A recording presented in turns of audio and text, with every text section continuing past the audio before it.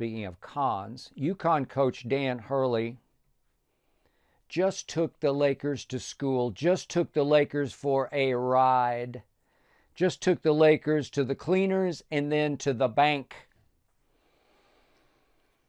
Dan Hurley just used and abused the Los Angeles freaking Lakers. The Lakers of Magic and Kareem and Shaq and Kobe and even LeBron and AD used and abused those Lakers. Somewhere Dr. Jerry Buss has to be spinning in his grave. It has come to this, but Darvin Ham was fired. He was scapegoated by LeBron and Anthony Davis. I think both turned on him. Then the mudslinging started, and I started to read that Darvin Ham didn't work hard enough. He didn't put in enough hours. Could have fooled me, but that's what happens. Then a whole month passed as the search ground on for his replacement. And I read that the Los Angeles Lakers had twice interviewed James Borrego. I like James Borrego. He was one of the right hands to Greg Popovich for many years in San Antonio. Coached for a while in Charlotte. It failed because Charlotte always fails. But he's pretty good and very experienced at what he does. But I continue to read over that long month rising speculation that the odds-on favorite to be the next Laker coach was, as you've heard many times, J.J. Redick. J.J. Redick with zero coaching experience. Next Lakers coach. Yet just a week ago, the great Shams reported that the Lakers had, and I quote, zeroed in on, unquote, J.J. Redick. And then came the Woj bomb. Dan Hurley was on his way to L.A. to hear the Lakers pitch.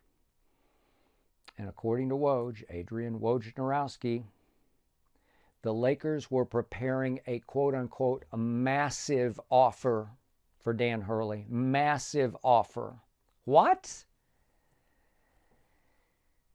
Woj reported that Dan Hurley has always had his eye on the NBA. It's always been his ambition, if not his dream, to coach in the NBA. And why not the mighty Lakers? And then somebody reported, maybe it was Woj, that the Lakers had been focused on Dan Hurley from the start of their search, all the way back a month ago, focused on Dan Hurley. What? I call BS on that. That did not pass my smell test. If they had truly zeroed in on Dan Hurley from the start, the Los Angeles Lakers would have gone after Dan Hurley from the start. His season was obviously way over. And if they had decided to fire Darvin Ham and hire Dan Hurley from the start, they would have quietly come to some sort of agreement with Dan Hurley, very quietly, very privately, hope to keep it out of the news so that they could announce him a couple of days after Darvin Ham had been fired. I hope you enjoyed that video. You ready for more? Make sure you click that subscribe button for all the exclusive content from the Skip Bayless Show.